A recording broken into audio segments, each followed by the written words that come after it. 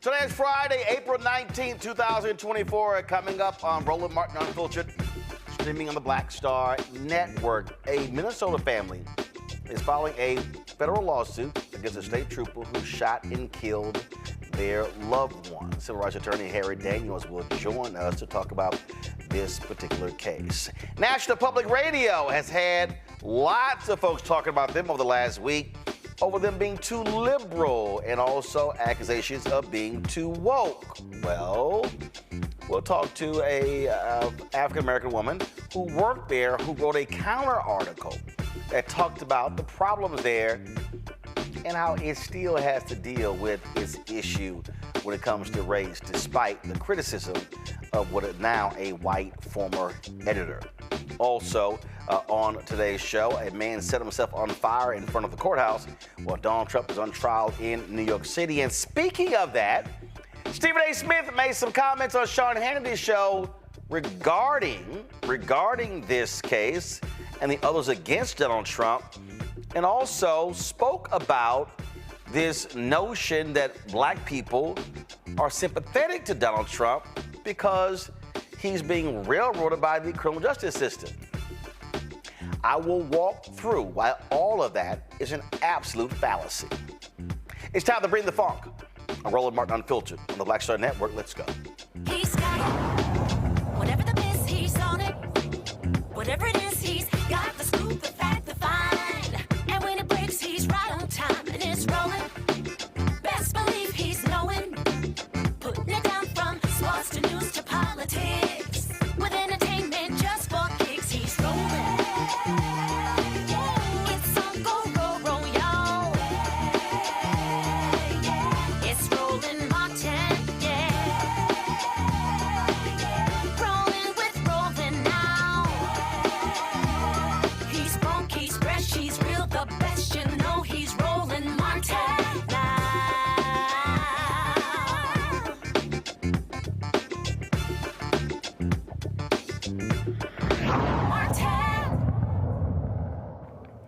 The family of a black motorist shot and killed by a Minnesota state trooper during a traffic stop is suing him, folks. Ryan Longren fatally shot Ricky Cobb II during a traffic stop on July 31st, 2023.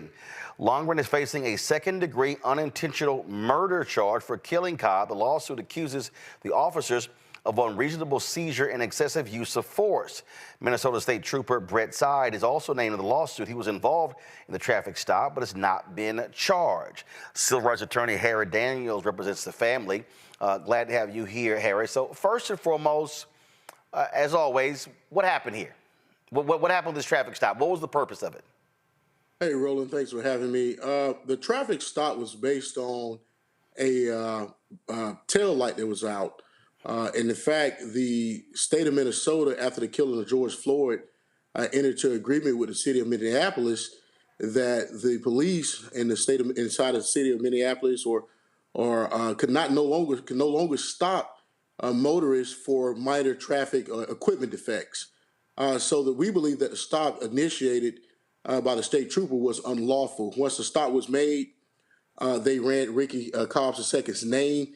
He had some type of civil order dealing with something in another county.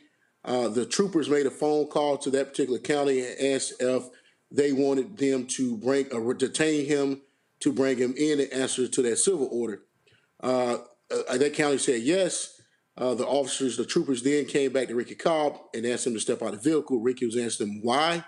Do he need to step out of the vehicle? What's going on? They would not tell him. Eventually, one of the troopers who's mentioned in the lawsuit opens the door, go inside the car, started to take off Ricky's seatbelt. At that time, Largren, the trooper who's actually been charged with murder, he pulled his gun, has his gun out, and at that time, Ricky takes his foot off the brake, and Largren shoots him twice, and a quarter mile down the road, he crashes and dies. All right, so I'm gonna guys, do this for me. Do me a favor. Go back. I want you to roll the video back to when the officer approached the car. I need audio turned up. Is there audio on here? Okay, fine. I need y'all to turn the audio up. So let's do this here. Go back. I need to hear the conversation. And so let's go.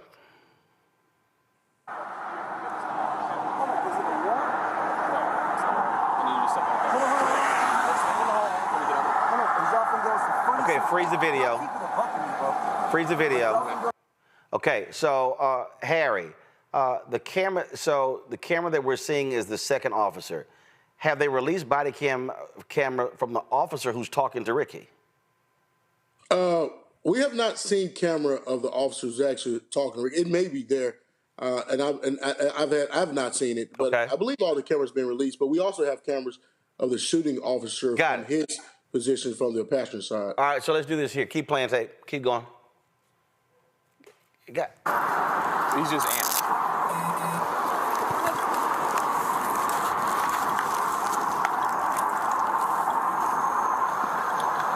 How you doing, my man? Yeah, that would be that step out, though. We have some stuff to talk about, okay? What? We just have some stuff to talk about. So I'm gonna. Every time y'all talk about, All right, we come need on. some stuff to talk about, y'all finna take me to jail, but for what? Okay. We have some stuff to talk about. It's Ramsey County. We just have to have you step out. Yeah, hold on, no. Well, Ramsey County, Yes. never. Okay. Do you want just take No, the keys out, because I call my attorney right now. Hey, this ain't no funny shit. Okay. But if y'all talking about No, that man. shit with Terry Young, But you have to step out, okay? hold on, is it a warrant?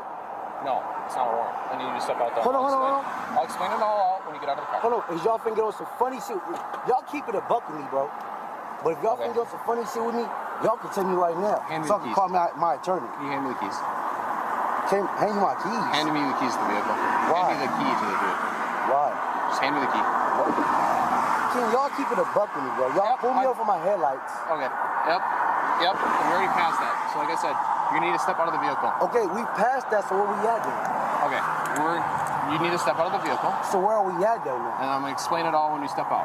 But when you say step out of the vehicle, you gonna Yes, explain it to me. this is not unlawful. And then y'all Hey man, you've been super cool. Get out of here. Get out the car now!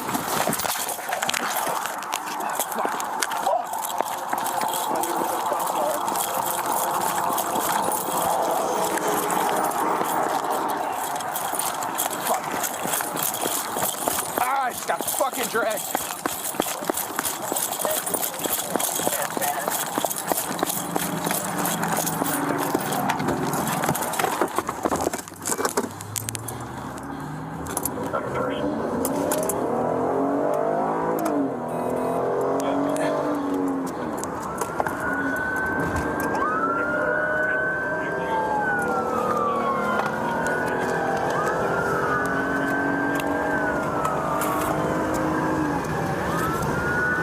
Back to the car stop. All right, 40 seconds.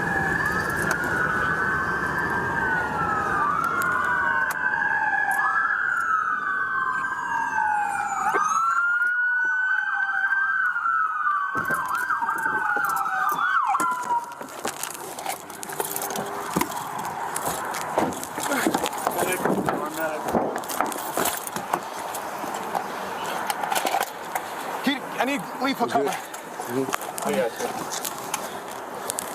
Garrett, swing around the other side. Get him cover. Okay, so Harry, at this point, he's already been shot. That's correct. He was Okay, shot. so You all can right, see- so, all right, so see now, blood on the seat. all right, so folks, I need y'all now to go to the other camera. I need you to go to the other camera. So the shots were fired by the second officer. So go to the other camera, the second officer's camera, and I want you to actually take it forward. I don't need to see the same conversation, but move it forward to when they're in the car and he's chasing him.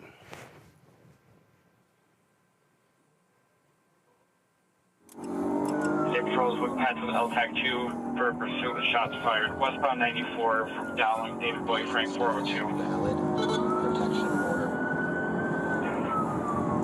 60 minutes of the car stop, 40 seconds. Status valid. Car stop, 40 seconds. Protection order.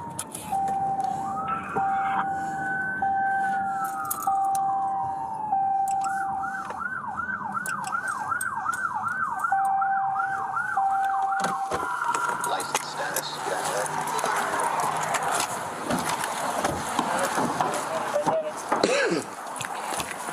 Paramedic. I need lethal cover.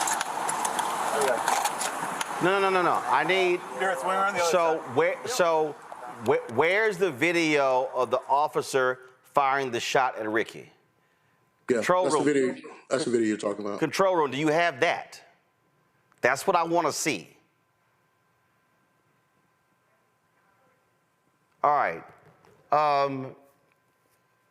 Harry, while they're looking, so here's the deal. Okay, obviously he's questioning them. He said, I can call my cops. He doesn't want to get out. He takes off. When I heard that he was in the car, heard something about shots being fired. Ricky never fired at these officers, right? No, Ricky never fired the officers. The video that you're trying to get queued up from the control room actually is a vantage point of the officer who actually fired the weapon. Right. What I'm saying is, were there any actions that Ricky took to where he endangered the lives of the officers? No. Ricky did not take any actions to endanger the life of the officers, as we allege in our lawsuit. The second officer's on the passenger side. But during that discussion, he opened the door, he pulled a gun out and points it at Ricky. Then the one officer is attempting to take his seatbelt off. At that time, Ricky's foot came off the brake. Then the officer shot him up twice. Once he was shot, then Ricky took off because he realized that these guys are shooting at me. But there was no overt acts by Ricky. So I'm trying to figure out. So Ricky was Ricky was shot at the initial stop, and then that's when he took off? Yes.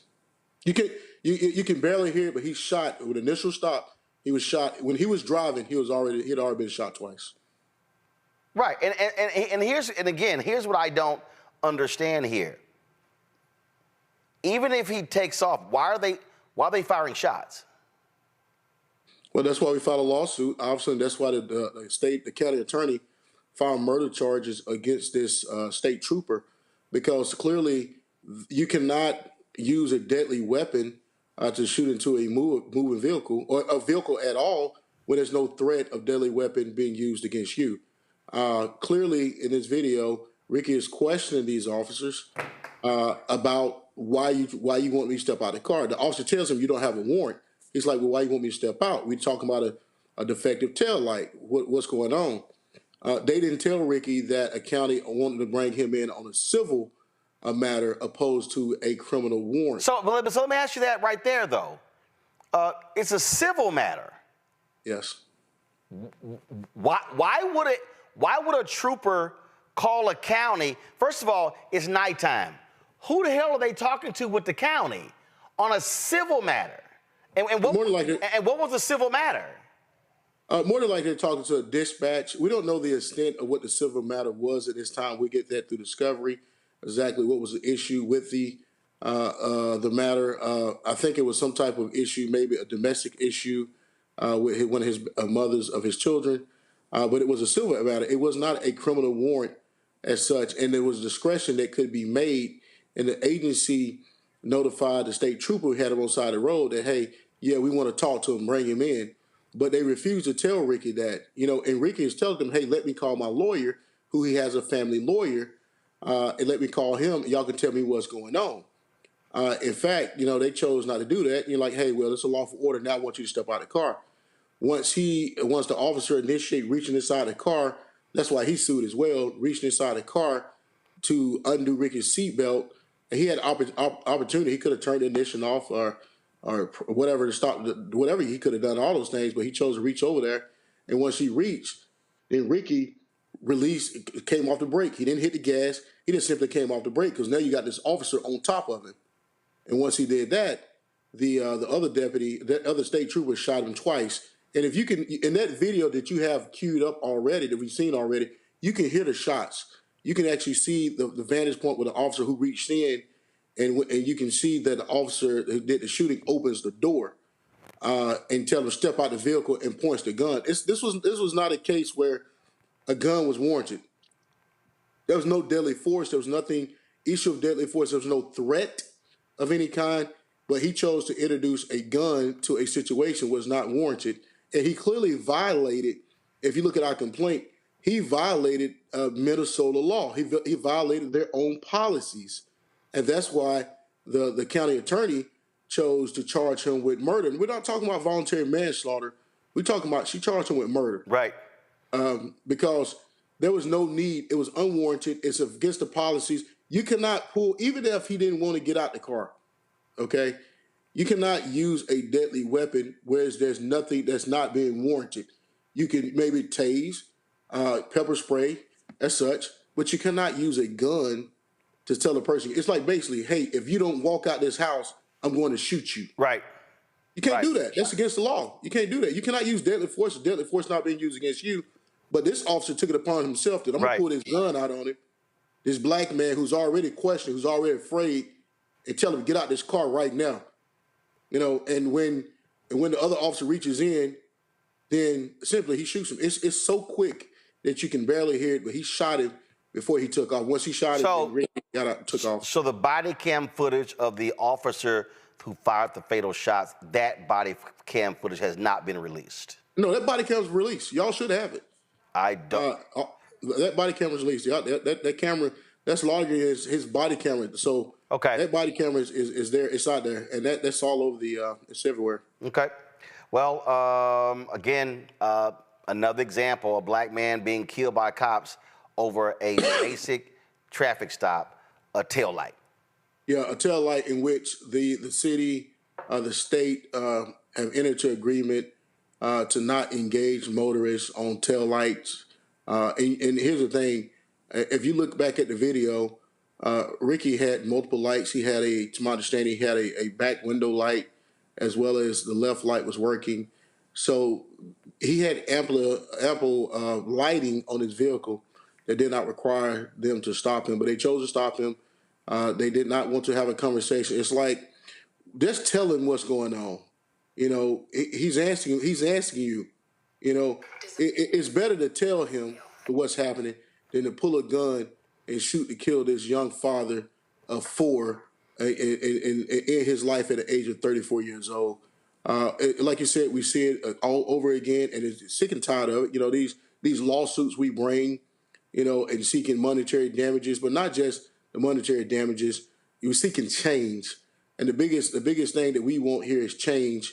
And sometimes, you know, bringing change is by breaking the system.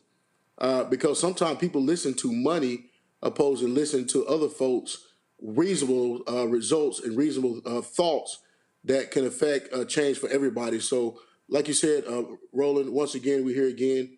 And it's unfortunate, but the one thing we're going to do, we're going to keep fighting. We're going to keep bringing it, the life of black lives, the value of black lives.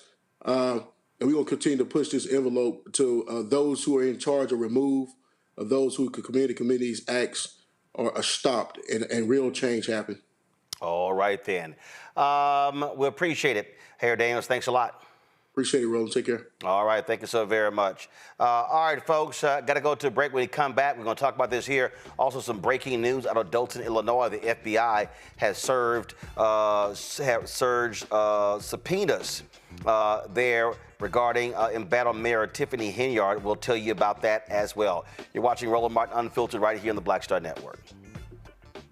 I was just in my backyard. I was manifesting about life. I said, I would love to come back because it was a great time, and these kids need that right now. They need that male role model in the schools, I think. Even on TV. Because people are scared to go into the high schools. You know, the high school, you know what I mean?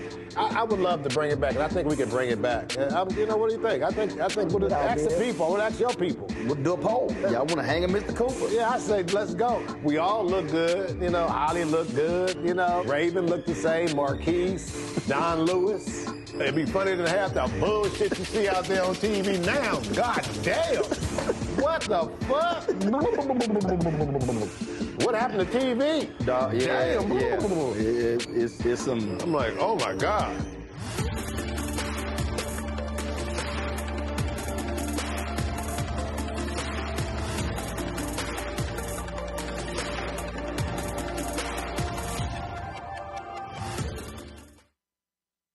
Fanbase is pioneering a new era of social media for the creator economy. This next generation social media app with over 600,000 users is raising $17 million, and now is your chance to invest. For details on how to invest, visit startengine.com/fanbase or scan the QR code. Another way we're giving you the freedom to be you without limits. On the next A Balanced Life with me, Dr. Jackie, how to live the dream without it turning into a royal nightmare.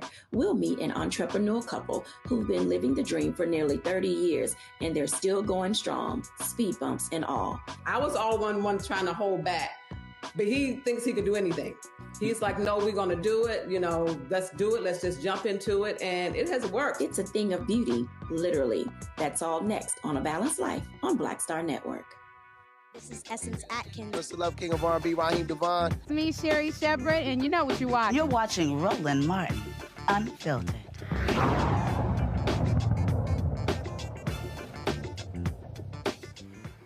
All right, folks, I want to bring in our panel now. Glad to have them here. Michael Imhotep, host of African History Network show out of Detroit. Glad to have him here. Also, Cameron Trimble, CEO, Hip Politics Media, former White House senior advisor out of D.C. Michael, we've seen this way too many times. Again, basic traffic stop, tail light, something hanging from the window. It's always something small that escalates into something larger, and a black person ends up being shot and killed.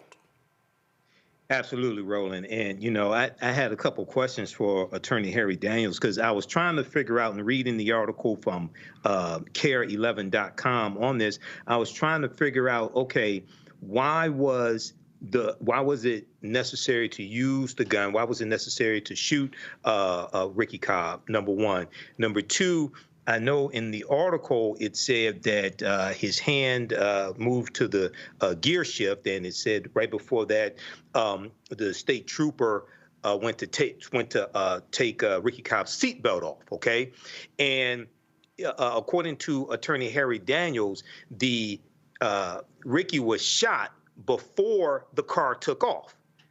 So if he shot before the car took off, I'm trying to figure out why was there a need for deadly force. In some instances like this, the police officer would say he feared being ran over. But from Attorney Henry Daniels, the shots rang out before the car took off. So what was the need for deadly force? Did more questions have to be asked here, and hopefully justice reigns true on this. But lastly, the Hennepin County Attorney's Office hired an expert who found that Trooper Londrigan acted lawfully. So there's still some questions that have to be asked here. Well, I mean, obviously, but that's why. Obviously, but that's why they've been indicted and why you have a federal lawsuit. Cameron, again, this is the thing that we always talk about. How do you de-escalate? Now, we heard the initial video. Here you have an officer. Clearly, you have a driver who is perturbed, who is not happy at all. And I say to folk all the time is that, from an officer standpoint, they need to understand when you're an African-American man, you get pulled over. I mean, your heart is racing. Their job is to de-escalate a situation so it does not get any more dangerous.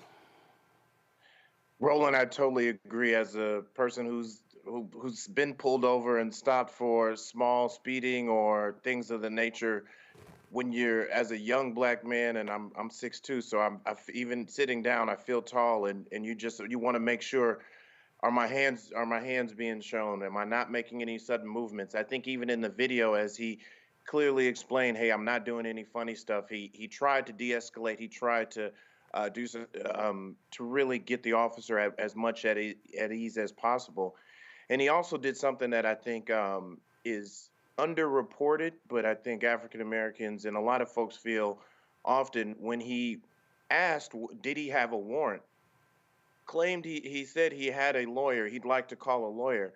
I've never once in a stop or heard of them actually letting you call your lawyer, them actually saying, hey, I have no warrant, I don't care, get out the car.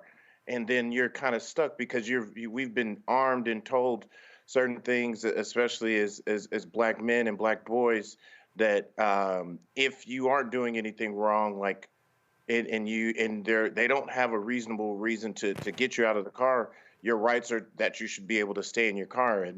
And I think this police officer preyed upon that power position to be able to try to force a gentleman out of the car. But they're there to need to de-escalate. I'm really confident in the State Attorney General Keith Ellison, who's had a history of fighting injustice, especially injustice against the black community and so forth, and the leadership there, that this will be properly adjudicated. Absolutely, and it just goes on and on and on. All right, folks, going to a quick break. We're going to come back. We're going to talk about the breaking news out of Dolton, Illinois, and then we'll also talk about all this drama National Public Radio has been going through after a white male editor talked about how they have a liberal bias there. He got ripped by a lot of people saying there were errors in his piece. He eventually was suspended. He then quit. We'll talk to a sister who worked there who said that this notion of wokeness, that ain't their problem. That's next on Roland Martin Unfiltered on the Black Star Network. Next on the Black Table with me, Greg Carr. Dr. Kwasi Kanadu, author, scholar, and healer. He is one of the truly representative thinkers and activists of our generation. I had a dream, a particular night, and when I woke up, several ancestors came to me, and they came to me and said, "We really like what you're doing, but you have to do more." His writing provides a deep and unique dive into African history through the eyes of some of the interesting characters who have lived in it, including some in his own family. The multi-talented, always fascinating Dr. Kwasi Kanadu on the next Black Table here on the Black Star Network. Fanbase is pioneering a new era of social media for the creator economy. This next generation social media app with over 600,000 users is raising $17 million, and now is your chance to invest. For details on how to invest, visit startengine.com/fanbase or scan the QR code. Another way we're giving you the freedom to be you without limits. Hatred on the streets, a horrific scene, a white nationalist rally that descended into deadly violence. White people are losing their damn minds. As an angry pro-Trump mob storms the U.S. Capitol, we've seen shooting. We're about to see the rise of what I call white minority resistance. We have seen white folks in this country who simply cannot tolerate black folks voting. I think what we're seeing is the inevitable result of violent denial. This is part of American history. Every time that people of color have made progress, whether real or symbolic, there has been what Carol Anderson at Emory University calls white rage as a backlash. This is the rise of the Proud Boys and the Boogaloo Boys. America, there's going to be more of this. Here's all the Proud Boys, guys. This country is getting increasingly racist in its behaviors and its attitudes because of the fear of white people. The fear that they're taking our jobs, they're taking our resources, they're taking our women. This is white fear.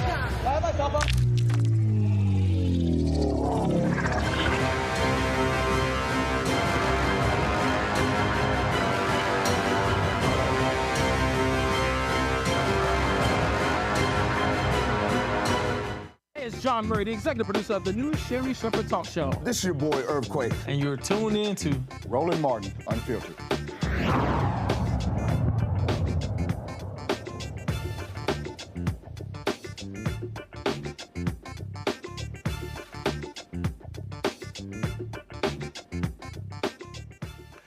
Folks, breaking news out of Illinois. The FBI, they raided the village of Dolton as well as Thornton Township today, dropping subpoenas amid allegations of corruption against Dolton Mayor Tiffany Henyard. This is a story from ABC 7.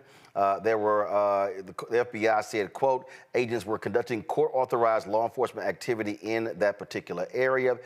They obtained personnel records, including those of police officers, as well as business records. Now, of course, the mayor of Dolton has come under a lot of criticism because of her actions. She has been ripped by many of her council members. When she came on the show here, she said, oh, she had done nothing wrong. It was all her critics. Well, now this is escalated. The council also hired former Chicago mayor and former U.S. Attorney Lori Lightfoot to lead an investigation into corruption against Tiffany Henyard. There have been a number of allegations against her. One staffer said that she was sexually assaulted on a city trip to Las Vegas. You have allegations of folks not getting paid in the city. I mean, you name it. Also, people being illegally terminated, and so it's been lots and lots of drama. And again, when Henyard was on this show here, I had sources that were texting me that FBI investigators were literally talking to people as she was sitting on this set, talking about how she did not commit any wrongdoing. So again, the FBI, they have served 4 subpoenas against the city of Dolton, and also keep in mind, one of her longtime lieutenants, he is also being indicted. He's been indicted for tax issues. Keith Douglas Freeman has been charged with bankruptcy fraud by making false statements in his bankruptcy petition, concealing assets and sources of income as well. Oh, by the way, that same Keith Freeman, he was the one who launched that foundation in the name of Tiffany Henyard, the one that she said to me she had no dealings with and didn't know who actually did it, but he's actually an employee of hers with the city of Dolton and Thornton Township, where she's the supervisor. Sounds like they're going to be getting to the bottom of what the heck is going on in Dolton, Illinois. All right, folks, we'll keep you abreast of what happens in that case. All right, this week, National Public Radio has been going through a whole lot of drama because one of their longtime editors wrote a piece complaining about the liberal bias at National Public Radio. And in his piece, he made a number of allegations. He talked about folks' voting records and things along those lines, and who identifies as a liberal, and then now the conservatives were like, hey, there you go. So Christopher Rufo has been attacking the CEO of NPR. You had employees of NPR, about 50 or so, who signed a letter calling on them to respond to his allegations, many saying that what he wrote was wrong, that there were many errors that he had in the story as well. And so, again, lots and lots of drama with National Public Radio. Well, Alicia Montgomery actually wrote her own piece in Slate talking about her time at National Public Radio. And she counters a lot of his critiques. She is the vice president of audio at Slate and joins us right now. Alicia, glad to have you on the show. So first off, here's the thing, and I swear, I've heard more conservatives complain about liberal bias. Of course, they never say anything about conservative owners, conservative publishers, conservative editorial page leaders, things along those lines. I've worked in newsrooms where I've worked with white men and white women who I know were Republicans and conservatives, so they never say any of that. But what you really laid out is, I mean, this really is a part, I believe, is a part of this latest continuation of attack, wokeness, which really is anti-black. Yes, I mean, it is. And I worked, I won't say that I worked with Uri, but I mean, it was a kind of a cozy shop. And so I knew Uri, and I never had a problem with him. He seemed a little grouchy sometimes, but it's news. People are stressed out. The problem with this wokeness argument is that, one, it's false. And if somebody had bothered to fact check some of what Uri said in that piece before they published it, you would have found that a lot of his information was sketchy or unsupportable. The problem is that once you label an organization woke, even if it's incorrect, an organization like NPR, that puts a lot of pressure on the organization to prove that it's not woke. Right. And what that often means is that, coverage that's supposed to give listeners a better window into communities of color, and Black communities in particular, is suddenly under threat. You've had conservatives desperately trying to defund NPR, defund PBS. This goes back 30 plus years. Again, they say, oh, it's too liberal, even though it's white folks, black folks, Latinos, Asians all around the country who are conservative and liberal, who watch PBS. And so it's really a small minority of folks who keep making this an issue. The thing for me here, and what this really is, and I wrote about this in my book, White Fear, how the browning of America is making white folks lose their minds. And that is, there's a constant now narrative. And you have these white men who are frankly pissed off that they no longer rule the world. And it bothers them when they now start seeing not just black folks and other people of color, but they don't want to say it. They also are pissed off that a lot of white women are getting leadership positions. They never want to call it out. And they love bringing up black folks and people of color, but they never want to talk about white women who have benefited from affirmative action, who benefited from these programs. And they're ticked off that, frankly, the world is no longer their oyster. Yes, that's true. NPR is a little bit more complicated than that because there are plenty of really strong, really scary, and I mean that in the best way as a journalist, because some great journalists can be kind of intimidating people, women in leadership in that organization, and there always have been. Just dating back to the founding of the organization, it's like, you know, lots of organizations claim founding fathers. NPR claimed founding mothers. But the flip side of that coin is that having all of that female representation at the top makes people think, and having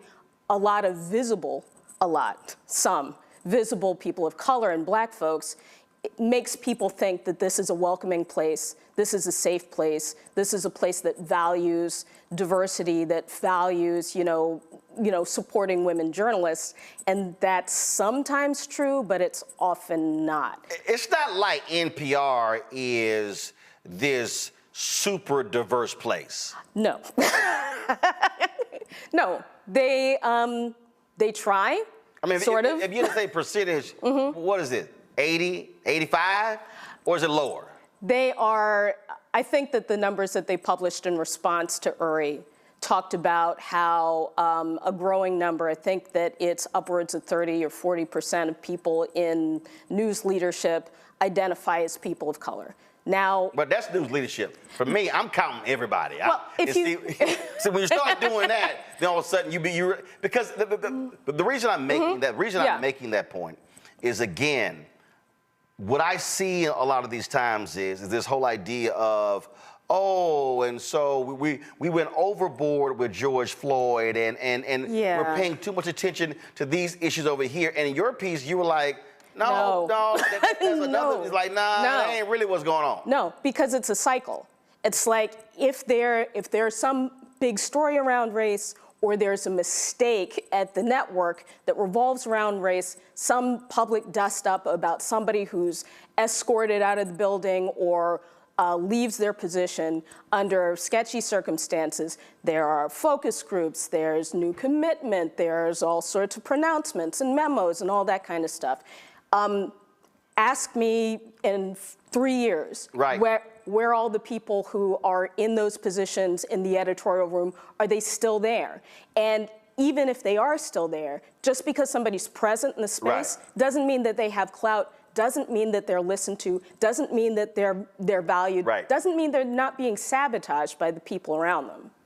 See, what I've always said is, and I warn people this after the death of George Floyd, I said, you got to understand history.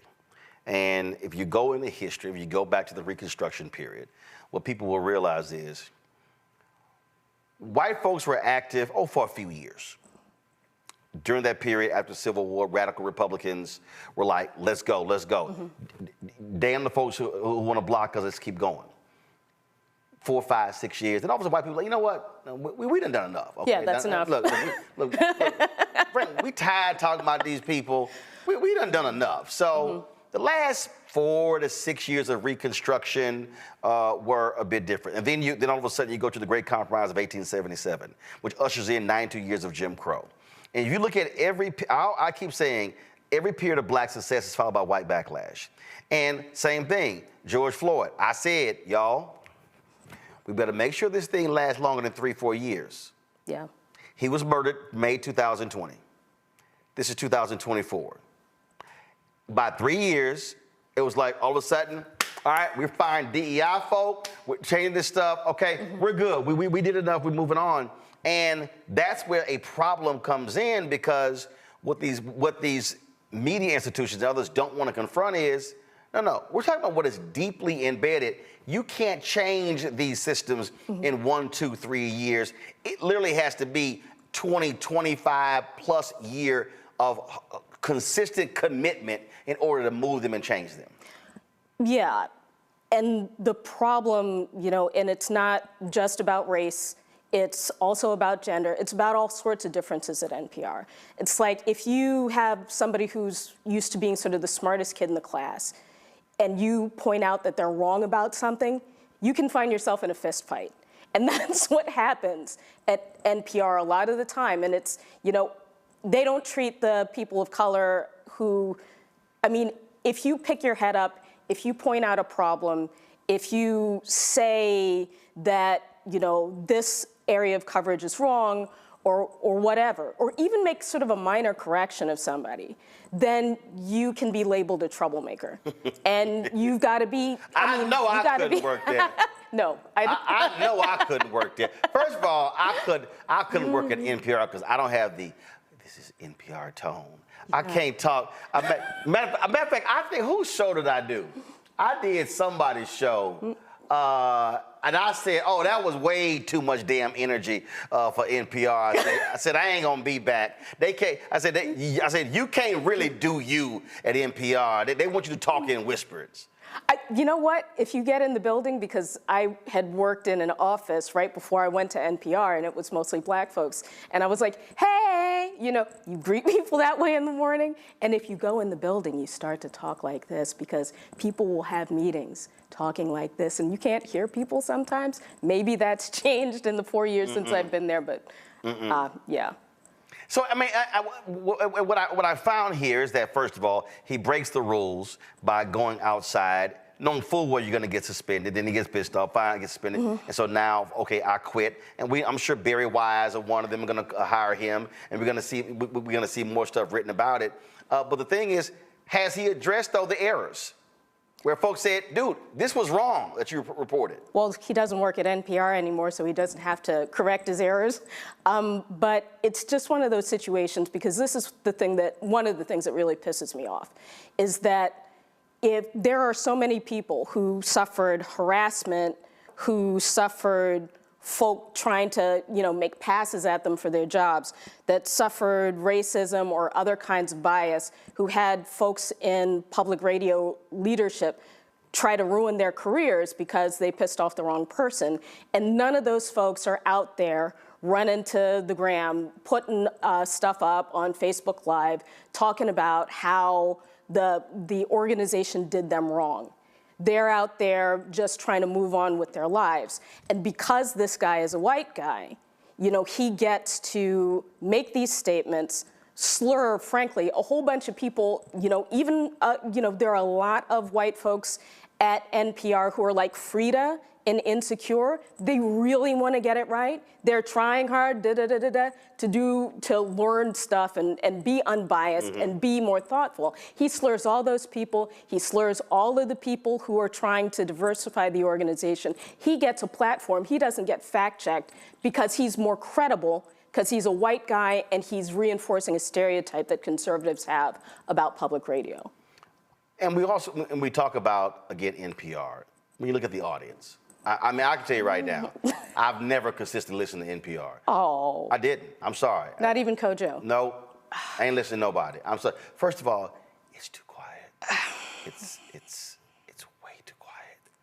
And it's just, okay, I can't drive and go to sleep. Okay? It is. I'm sorry, I can't. I've tried, and I'm like, yo, can y'all speak up? Can I get some energy? I'm just letting you know, I've tried, and I'm driving this me. Damn, hold up, okay. Oh. That's wrong. You know I ain't lying. Some of it is a little quiet. A lot of it is quality journalism. I'm just going to say that. I get that. A lot of smart people doing great work. Really quiet. I'm just saying, so I don't. I don't. I'm just like, I've never, so I can't call myself an NPR fan because it's just too slow and quiet for me. I need a little bit more energy. But with that, the reality is the audience is a white audience. And they've tried over the years to increase their numbers, and they've added shows, they've added hosts, and they got rid of shows, got rid of hosts. And the reality is they've not been successful really at having a much broader audience, and that's an issue. Yes, it is an issue, because if you're just thinking that people who haven't found anything on your network to listen to for 50 years are just going to happen to be hanging out, on your network when, Michelle Martin of Tell Me More, who's my mentor and a dear friend of mine, or any of the other sort of bright journalists of color, or, some of the really great other journalists, white journalists there, folks aren't just going to be happening by a network where they haven't heard anything that speaks to them for 30 or 40 years. Right. And so it's like the folks who are making the quality journalism, the organization isn't built to find the audience to support it. They don't have the muscles, they don't have the connections, they don't know where to market the shows. And so the shows die for lack of audience, even though there are Black and brown folks out there who I think would really enjoy some of the programming. Maybe it's not as loud as you would like, but there's a lot of great stuff on NPR. Question, Cameron Trimble, what's your question for Alicia? Alicia, I did have one quick question. I've been in the building there too, and with the quietness there, but. Guys, I need audio in here. No, it's not on. All right, Cameron, hold on one second. Let me do this. I'm going to do a quick break. I'm going to come back with your question because I need to get audio in here so Alicia can hear it. We'll be right back on Roland Martin Unfiltered on the Black Star Network. Fanbase is pioneering a new era of social media for the creator economy. This next generation social media app with over 600,000 users is raising $17 million, and now is your chance to invest. For details on how to invest, visit startengine.com/fanbase or scan the QR code. Another way we're giving you the freedom to be you without limits. What's up, everybody? It's your girl, Latasha from the A. And you're watching Roland Martin Unfiltered.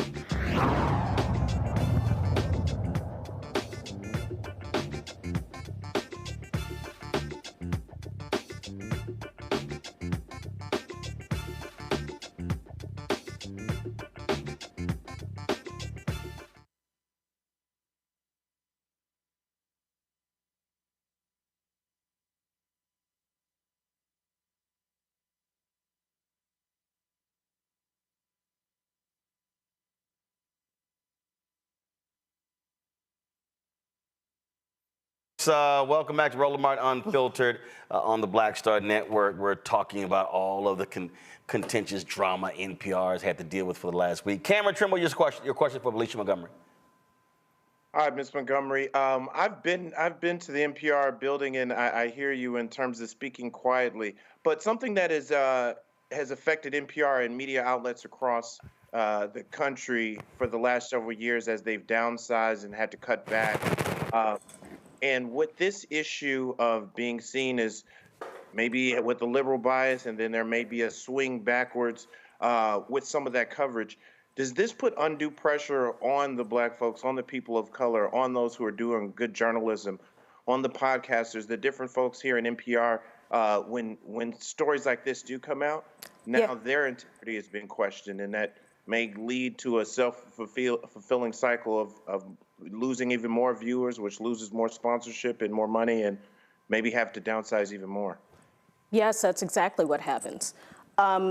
When you have one of these accusations and there's any kind of credibility behind it, or even if there's not, the organization, for some good reasons but not great outcomes, goes into a defensive crouch, and they're going out of their way to prove that this rumor isn't true.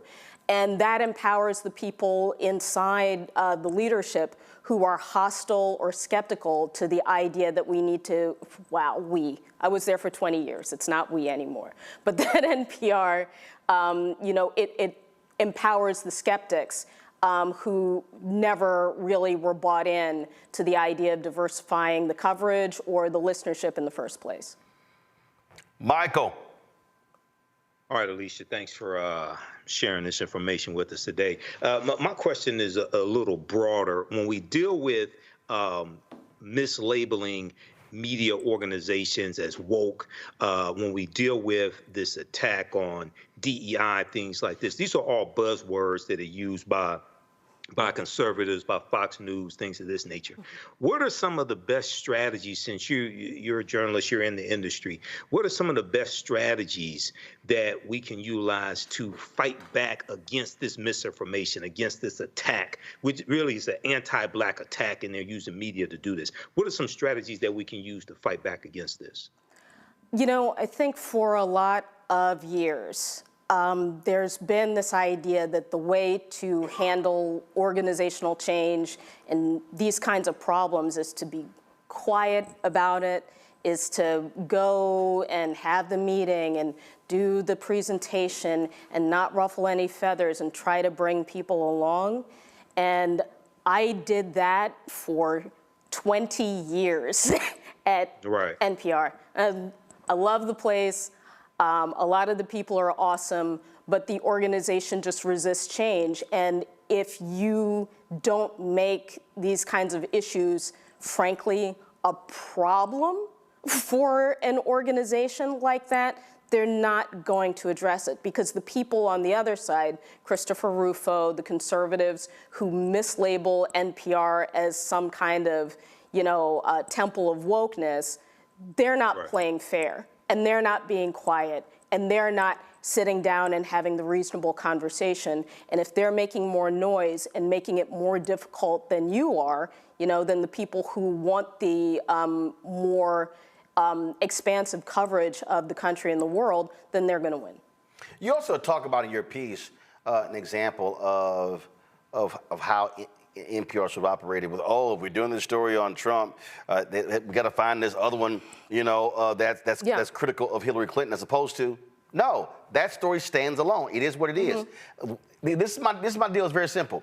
If the guy over here lies 20 times, okay, and it's one lie, or let's say that was an error was over here, okay, that's 20 to 1. Yeah. But this idea, if I got 20 lies over here, his 20 equals his 1, or I need to go find 19 more over here. Yeah. No, you cover what it is. The lie is the lie. I was talking about this with some folks at my new organization at Slate, which is that NPR is in a tough spot and always has been, because they have this sort of upper middle class, affluent, white listenership that they need to keep their loyalty. And they've got this Congress who, every 2 years, you don't know who's going to be in there. Right. And you have to be able to not just fight off the charges that are unreasonable, that are reasonable, but you've got to be able to fight off the charges that are unreasonable but might justify somebody coming after the organization. And too often, the answer to that is the kind of coverage that you're talking about, where it's like, if Hillary Clinton, and there were problems with that candidacy, no doubt, but it's like if Trump is telling 20 lies and Hillary Clinton is telling 5, is telling 10. That's still twice as many lies over here. Right. And if you're doing impartial, objective coverage, you know that 20 is bigger than 10. Yeah. But this is, to me, a problem not just with NPR, but with, frankly, what I call nearly all the white media. I'm going to call it what it is. Washington Post, New York Times, we can go on and on and on. Because what happens is, and let's just be frank, the real problem is all these white folks who work there are scared to death of, oh my God, they're calling me a liberal. They're calling the question of my reporting. And so what they then do is they go overboard, because they don't want to get their names mentioned on blogs. I saw it when I was at CNN, and I was sitting there going, tell them to kiss your ass. I'm like, you're afraid to get criticized. No, you report exactly what it is. If that person lied, they lie. And if that person and that person and that person lie, and they happen to be 4 Republicans, sorry, you simply say the 4 of them lied. But what we then do is it's kind of like, oh, well, we try to do all of these histrionics. And I once said that if CNN went out and hired 1,000 conservatives, I said, they're going to still call us liberal. That's true. And that because that's actually part of their grift. Part of their deal is, I got to keep calling them liberal because that's what we do. I want to draw a distinction between the people who are doing the reporting and the people who are calling the shots. Because, CNN is different, the TV people are different from audio people. They all have a profile, they're all trying to be famous. No offense, there's nothing wrong with that.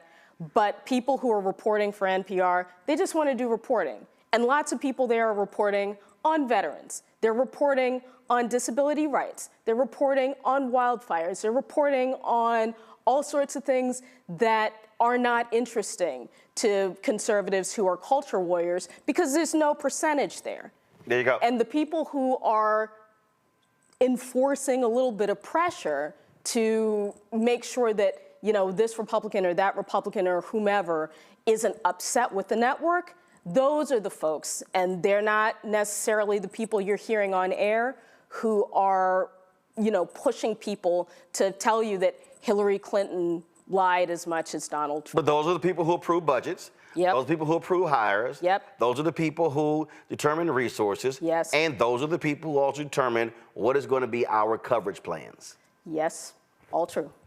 And so, and that's just the reality. Again, I really believe that what has to happen is you have to have a group of people who have the willingness to tell somebody, you can kiss my ass. If you want to, because again, they're going to sit here and they're going to say it anyway.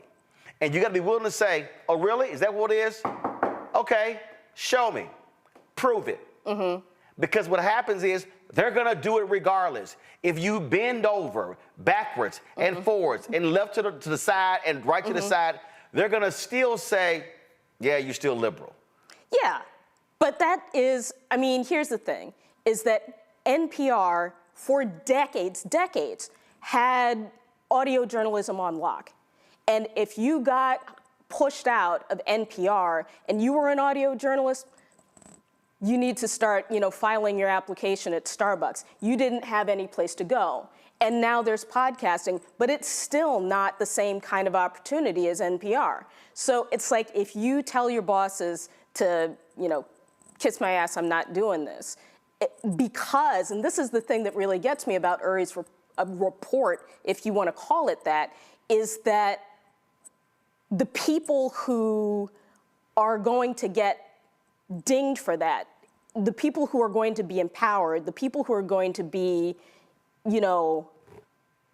those people are going to be able to use that. The people who would undermine the reporters anyway, they're going to use that to pressure reporters of color and journalists of color. They're going to use it to pressure people who are their allies, and there are a lot of them at NPR, into being quiet, not just about racism and bias, but about everything. And the way that woke reputation works behind the scenes is it makes it easier to pressure Black talent, talent of color, into taking worse assignments, into taking smaller salaries. Because if you leave a place like NPR that everybody thinks is so woke, it's like, oh, you must be a difficult Black woman. You must be a dangerous Black man. You're so ungrateful, blah, blah, blah, blah, blah, blah, blah. Because if you can't make it at a place that's as woke as NPR and so blah, blah, blah, blah, blah, then you must be a real troublemaker. Well, what I lay out in my book, White Fear, is that this idea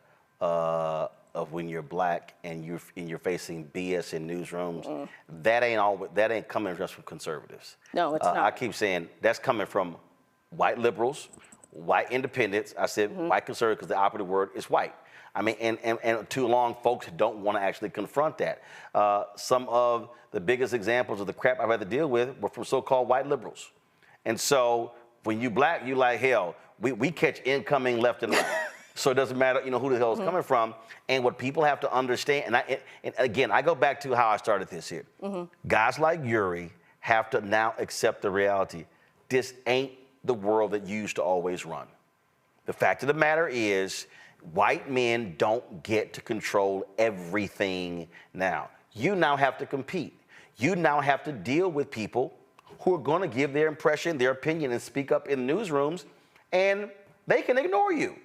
And they're going to have to also deal with this reality of what coverage actually looks like because, frankly, in order for you to grow and exist, you better have a diversified audience. Otherwise, you're DOA. Yeah. Yeah, and that's happening with a lot of legacy media. Yeah, absolutely. And they're having a hard time because they cannot let go of what they've always been. All right, Alicia, we appreciate it. Thanks a lot. Thank you so much. Folks, we come back. Stephen A. Smith went on Sean Hannity's show last night and talked about Trump's trials and spoke about this notion of some black folks who support Trump and identify with Trump because he's being persecuted like many of us have been in the criminal justice system. I've got some thoughts, and they're next.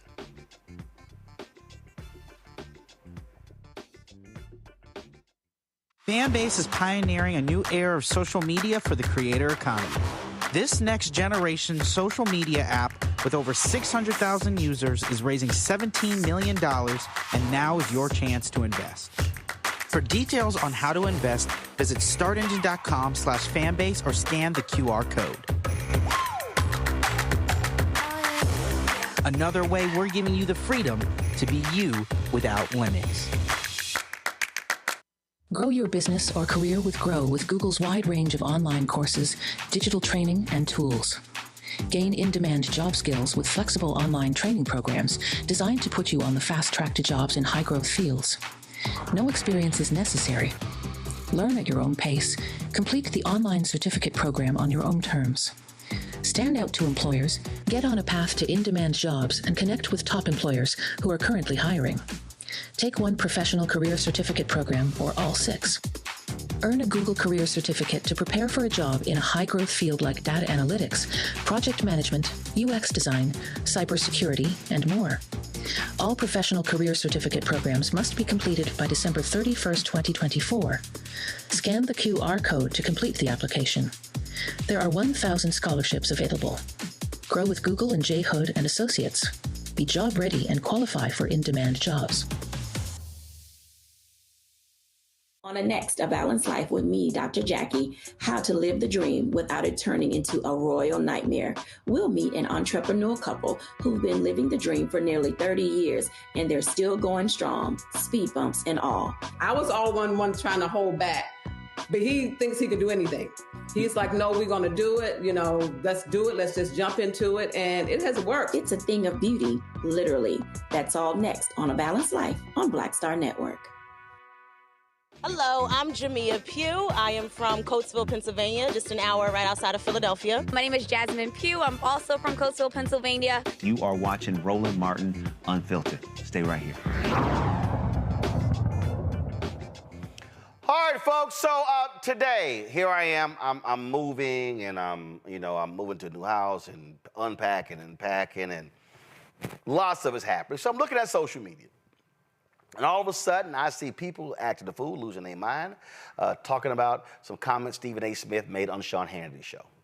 And I see this 30 or 40-second clip that was posted. And anytime I hear some comments, what I like to do is I always like to say, what actually precipitated the comment? What set the comment up? What was the question? What was it? And so I want to walk through right now this whole segment, because even when I saw it at home, there were some problems that I had with it from a factual standpoint. So roll it.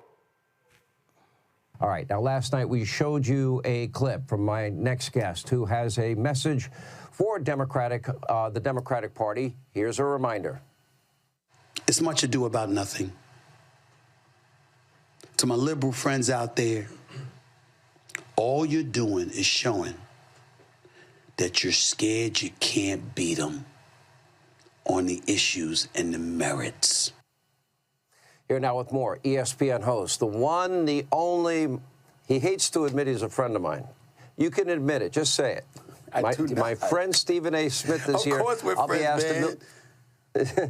Anyway, great to have you. I thought that was gutsy. I kind of like your podcast because you go off into, other topics besides the area of expertise that you're in, which is sports. You said that. First, the question I have is, what was the reaction to that? Obviously, I took a lot of heat. A lot of people didn't like the fact that I said it. They wish that I had it. And when I give a damn, I'll let you know. I don't care. I'm going to speak my mind. I'm going to speak what I believe to be true. And when I think about Donald Trump, I think about this case in New York. I mean, I'm looking at the Democrats right now. And again, primarily, I have voted Democrat throughout my life, but I'm utterly disgusted with what I'm seeing because it seems to me that they're trying to use the law and the courts. They've clearly politicized this thing with Donald Trump because they can't come up with a strategy to offset the momentum he's clearly gained. In at least 5 polls, he's up. He's up in the polls over Biden, in at least 5 polls that I counted. That's the reality of the situation. Despite the counts against them, the indictments against them, being impeached twice and all of this other stuff, he is the presumptive GOP nominee. And you don't seem to have the issues in your favor, you believe. So because of that, you're going to manipulate the system as best as you possibly can to avoid him possibly running for re-election again. That appears to be their strategy, but I'm here to tell you, it's not working. It's not working at all, and to be quite honest with you, I don't mind the fact that it's not working, because I might not be a supporter of Donald Trump, but I want him to lose the right way. I want him to lose because you have better ideas, and you make your case to the American people better than he does. That's why I want him to lose. I don't want him to lose the way they're trying to make him lose, because I actually think that the case in New York City is pretty weak, if not flat out bogus. Have you remember John Edwards? Have you remember Gary Hart? Have you remembered some of the things that Clinton has gone through? Now we're going to talk about a hush money case that took place while he was running for election in 2016, but he was in office until 2020, and now here you are in 2024, months before another election, that he's the presumptive GOP nominee, and this is what you're trying to do. It's a disgrace. It's weak. It's pathetic. And somebody needs to say it. The Democrats need to come up with a better strategy. We all can have our opinion on something, but what we cannot have are our own facts on something. So what Stephen A. had to say in terms of by saying that this is bogus, here's the problem. What Donald Trump is on trial for is literally the exact same thing his attorney pled guilty on. Henry, go to my iPad. This is a press release from August 21st, 2018, from the Department of Justice, from the U.S. Attorney's Office, the Southern District of New York. It says Michael Cohen pleads guilty in Manhattan federal court to 8 counts, including criminal tax evasion and campaign finance violations. So wait a minute. If the charges against Trump are bogus, were the charges against Michael Cohen bogus? The facts are the facts. If you break the law, you break the law. Here we have the attorney for Donald Trump who pled guilty to the charges. That wasn't a Democratic setup. No Democrat made Donald Trump illegally pay off a porn star and use his attorney to hide the payoff because he did not want the voters to know about it. Let me remind Stephen A. and Sean Hannity, this happened before the election because Trump did not want the world to know that he paid off a porn star. This is called a fact. So it's hard to call Trump's trial bogus when it's literally the exact same charges that his own lawyer faced that he pled guilty to. So this is not a question of they're trying to get Trump. They got Cohen, and he pled guilty to the exact same thing. Now, when Stephen A. was talking there, he mentioned several people. He mentioned John Edwards, and he mentioned Bill Clinton. Interesting. Henry, go to my iPad. On June 3rd, 2011, this is a press release from the Department of Justice. Former Senate and presidential candidate John Edwards charged for alleged role in scheme to violate federal campaign finance laws. Now, this was, of course, after the fact. Now, remember, he was the VP nominee for John Kerry. He was charged in 2011. He, of course, was a former United States Senator. Was this Republicans going after a Democrat, John Edwards, in order to keep a Democrat out of the White House? Hold up. My bad. The date here says Friday, June 3rd, 2011. Oh, a Democrat was in the White House. Oh, I'm sorry. Was Obama president? Obama was elected 2009. Am I right? So this is 6-count indictment against former Senator John Edwards for violating federal election laws during his campaign for president of the United States.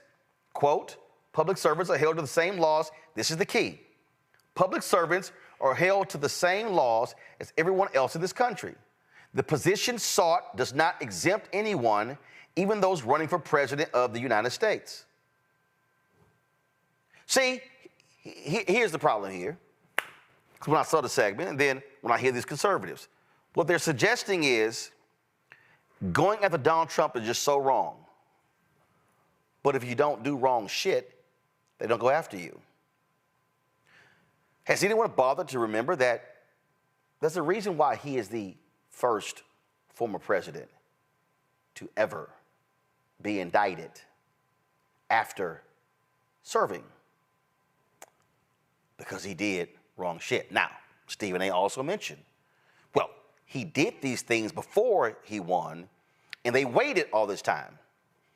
That's because there is a document in the Department of Justice, which, by the way, was written under the Richard Nixon Department of Justice, because it was written so he could not get indicted while president, that says you can't go after a president while they're in office.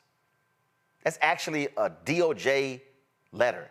That's actually not a ruling from a judge. That's not a ruling from the Supreme Court. That's not a law from Congress.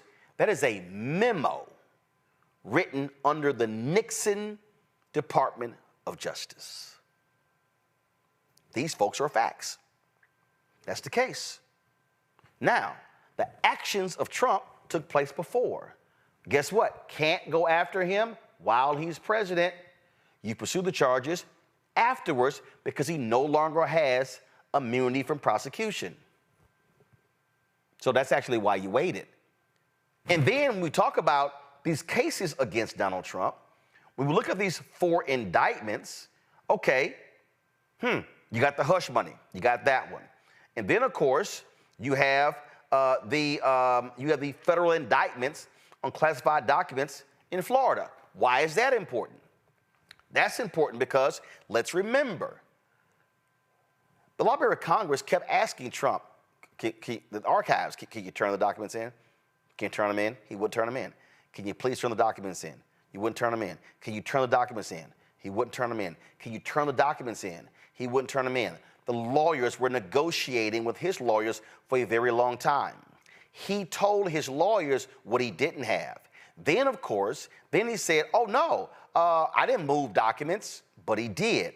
He wasn't the only person who was charged. What did he? So, Stephen A., Sean Hannity, why is that a case? Because he broke the law. There's a sign above the Supreme Court says equal justice under law. This man has never been held to account. So how is he somehow being persecuted? All he had to do was turn the documents in. End of conversation. No FBI showing up at Mar-a-Lago, no lawyers, no indictments, no drama, no trial. No, he said, my documents. I can keep my documents. But he was wrong. They were classified documents. He did not declassify them while president. You can't declassify when you no longer have the power. So to even suggest that this case is political persecution, no, he broke the law. I just did a segment where a black man was pulled over for a broken taillight, and when the cops pulled him over, he had a civil issue, a civil warrant. They called, they said, yes, bring him in, and they tried to bring him in. He eventually gets shot. That happened. If you break the law, or if there's or you're alleged to break the law, you're gonna go to trial. You have the third case, okay? The 2020 election, interfering with the election. Is this trial bogus? Did Donald Trump not call and say, find me those 11,000 votes? Oh, guess what? There have been at least 3 people who've already pled guilty who were indicted with Trump. So if this is a bogus case, why did they plead guilty? One of them was a lawyer. It could be because they realized their asses were guilty, and they agreed to testify against the other defendants, including Trump. You can't call that trial bogus. You can't say it's unfair, the Democrats are going after him. If you break the law, you break the law. This man is not above reproach. This man cannot just do whatever it is that he wants to do. Tish James in New York took him to court for inflating his assets. Is that bogus? Reminds me of a certain man named Dan Morales. Dan Morales was a former Attorney General of Texas. Henry, go to my iPad. Dan Morales pled guilty to mail fraud and filing a false tax return. Morales pled guilty to counts 9 and 11 of the March 6, 2003 indictment. He admitted that he backdated official government contracts and forged government records for his personal enrichment and that of his friends. Count 11 of the indictment references Morales claiming his 1998 income as $39,734 when he knew the income to be substantially in excess of the amount stated on his income tax return. So now let's compare. Dan Morales went to prison for 4 years. That's a federal indictment. Donald Trump was accused and went to civil court of inflating his assets in order to apply for business loans. The reason I know the Dan Morales story, Dan Morales did the exact same thing. He went and applied for houses and cars, inflating. So are we saying that the Dan Morales case was bogus? See, this is the problem when you don't want to deal with facts. I'm not dealing with emotion. Here's the reality. Donald Trump literally lied about the size of his condo in Trump Tower. You know the same man who they call small hands, and you know that bothered him because he thinks something else is small? He lied. He lied. He told them, oh, my apartment is 30,000 square feet. It wasn't. I think it was like 10 or 11. It's a lie. He literally lied to obtain loans. You can't do that. If Roland Martin filled out a loan application and said, I've got a 25,000 square foot house, and my house is valued at $4 million, and I got a 6,000 square foot house, and it's valued at $1 million, I lied. I can be prosecuted. So if I can be prosecuted, why can't Trump be prosecuted? Prosecuted and persecuted are two different things. Press play. Because this ain't working. Let me ask you this. We look at polls. Polls are always broken down demographically, and you see this major erosion in the Democratic base for Biden. African Americans, Hispanic Americans, young people, suburban women, for example. I mean, numbers that we've never seen before. In terms of a Democrat. If he doesn't get his base back, which I would argue he's been trying to do, starting with the State of the Union and his jacked-up address, he's got no shot. And if Donald Trump could hold on to 5, 10, 15% of the numbers that he has now, he will win the next election. Why is that happening? That's my question. Right there. Now, see, right there would have been great for Stephen A. to say, Sean, allow me to correct you.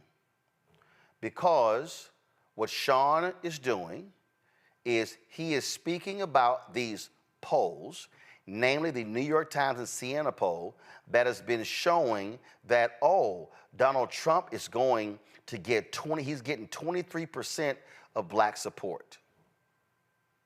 Okay? Really? That's what you've been seeing, right? Well, guess what? Do you know what Fox News hasn't done? And unfortunately, what most mainstream media hasn't done, but we've done? We actually talked to the two black pollsters who did polls that specifically surveyed black people. Terrence Woodbury did a poll for Higher Heights of America and the National Coalition on Black Civic Participation in Black Women's Roundtable. He did a poll. They specifically polled black people.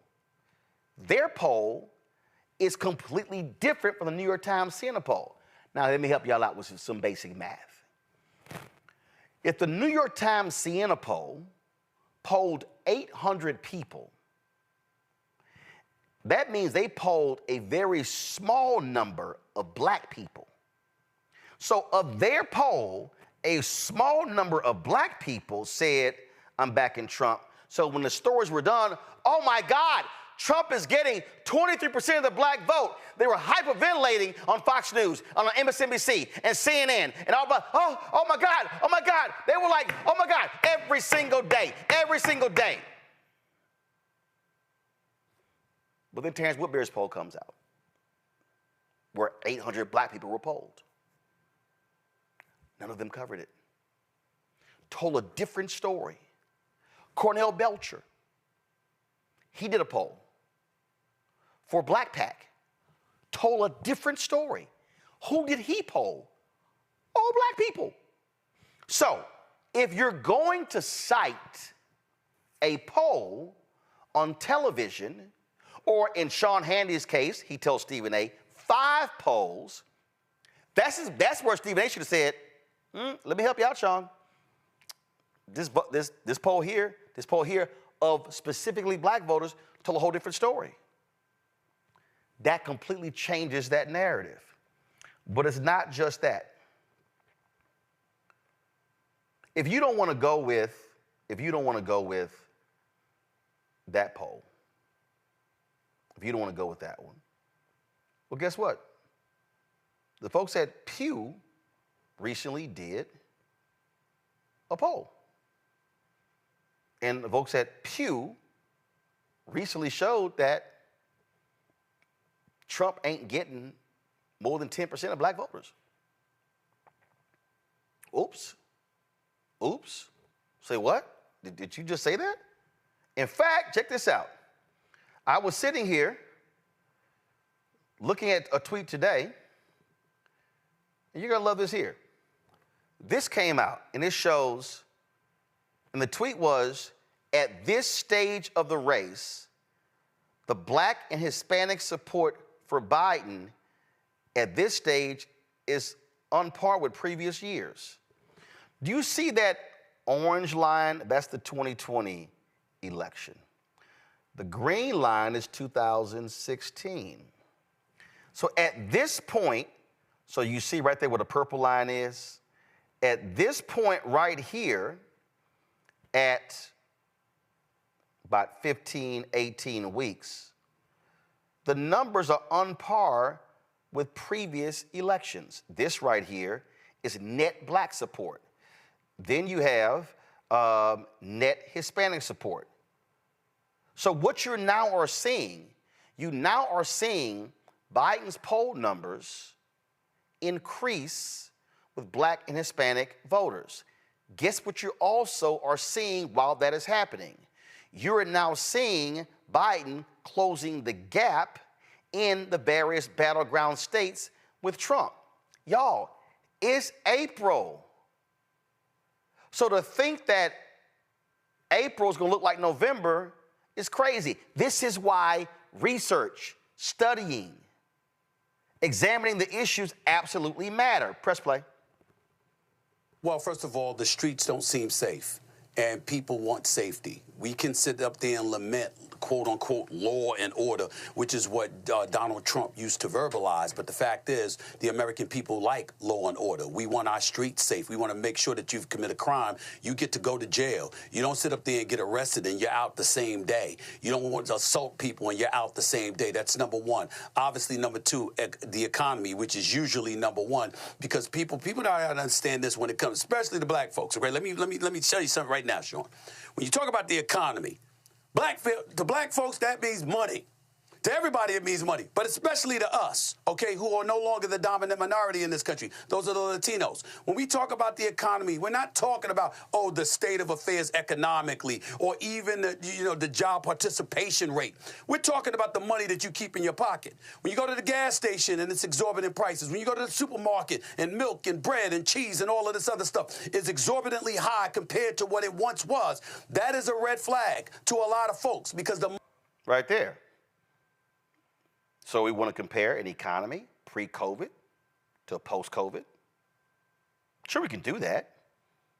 While doing that, though, we might want to talk about that the black unemployment rate hit a lower point under Biden than it did under Trump.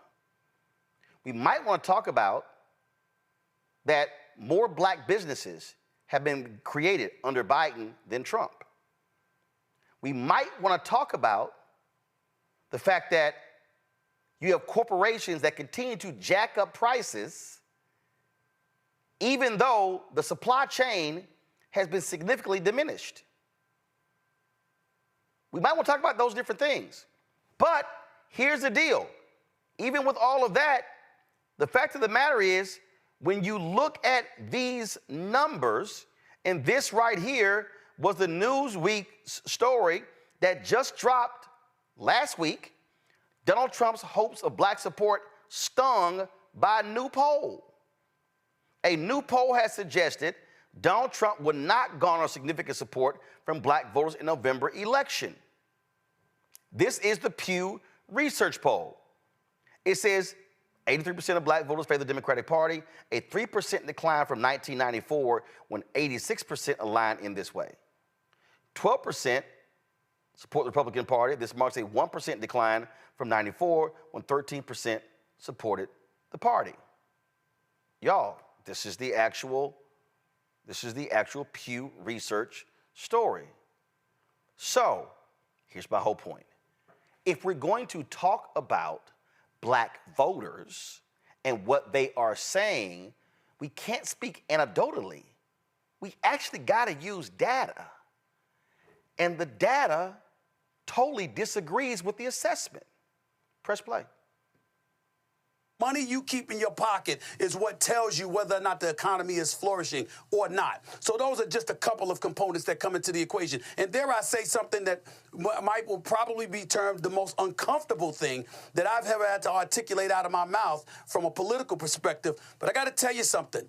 As much as people may have been abhorred by Donald Trump's statement weeks ago, talking about how black folks, he's hearing that black folks find him relatable because what he's going through is similar to what black Americans have gone through, he wasn't lying. He was telling the truth. When you see the law enforcement, the court system, and everything else being exercised. Stop. Hold on. Because I want y'all to run that back. Because this right here is where I'm like, huh? So what Stephen A. is saying, because I actually posted a tweet, then he responded.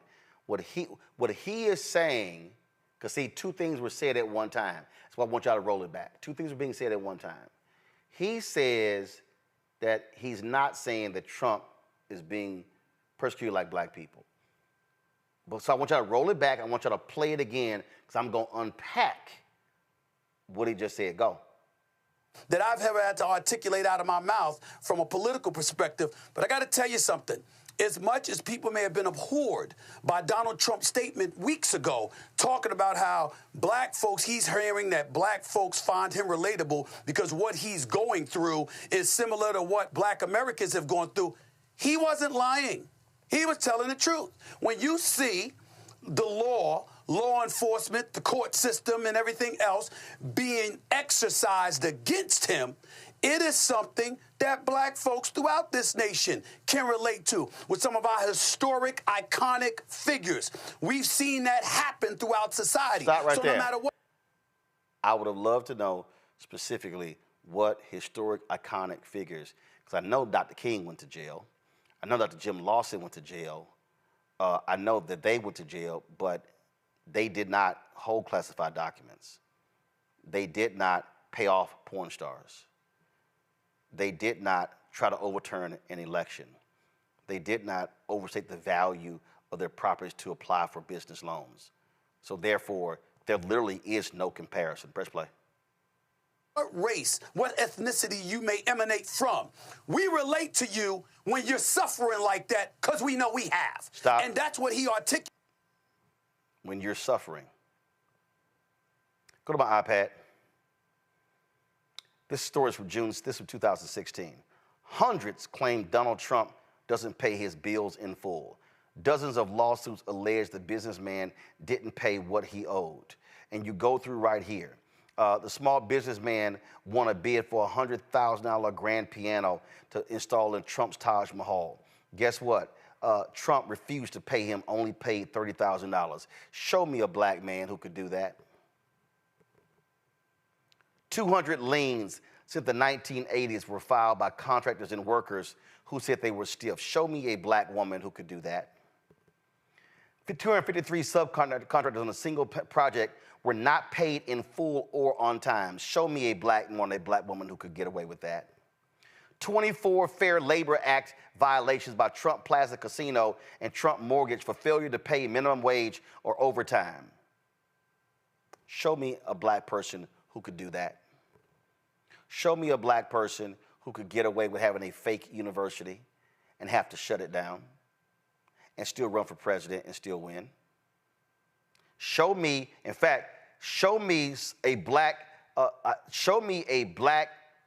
politician who actually, while in office, has refused to pay the bills for security at rallies they had and still run for president. I would love to see him. I would love to see him. Got a story right here. Donald Trump has a long history of not picking up the check. He loves promises unfulfilled and bills unpaid. Yo, please, by all means, show me somebody black who could get away with that. Black folk don't identify with Donald Trump because Donald Trump is not being persecuted. Show me a black person, please, who could be in court and the judge issue a gag order and then this person violates the gag order. Show me a black person in America who could insult a judge and his daughter and still be walking around free. Donald Trump did that. He did that. Press play. As unpopular as it was, as much as we didn't like to hear it, it's the truth, and there's no way around it. Those are all contributing factors to the state of affairs with the slippage that appears to be taking fold when it comes to President Biden, unfortunately. Back to me. That's simply not true.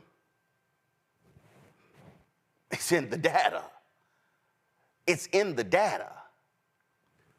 Black Pact poll, Higher Heights poll, Black Women's Roundtable poll, Pew Research poll. The last four. All of that other stuff was based upon one poll with a very tiny percentage of black people. This is why facts matter. This is why data matters. Not emotion, data. Not feelings, facts. And we know Sean Hannity ain't gonna cite any of these facts that counters Trump's lies, because he believes it. One final point I'm gonna make, press play.